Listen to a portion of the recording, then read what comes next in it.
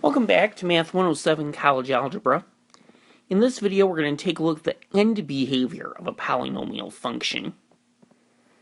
And the first key thing we want to look at is we're only going to look at the leading term.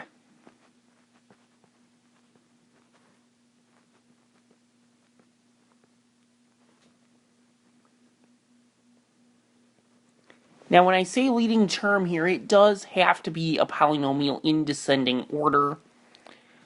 For example,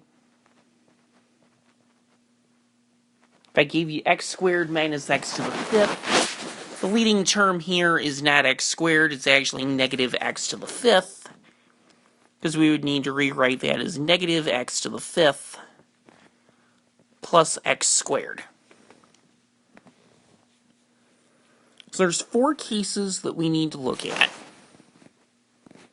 In all of these, a is going to be a number greater than 0.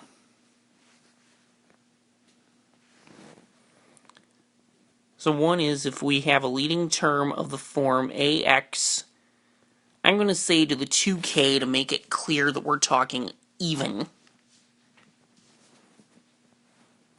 So when it's even, it's always going to come back in the same direction you started in.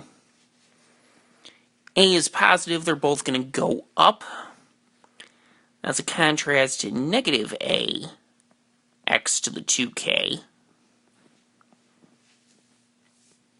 So if we recall back to our transformations, when I put that negative sign in front, we just flip the function. Then things are a little bit different when we get into odd. So if we have a leading term of the form ax to the 2k plus 1, so we're going to go up, use something in the middle, and then end up going up at the end. And finally, minus a x to the 2k plus 1. Again, the minus sign is a vertical flip, so it's going to come down, do some things in the middle, and then go back down in the end.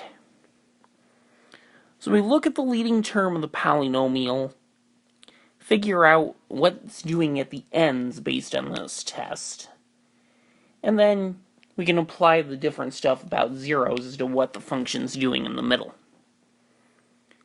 So those are the only things we're going to really look at when we talk about graphs of polynomial functions. In the next lesson, we're actually going to switch gears a little bit and talk about rational functions.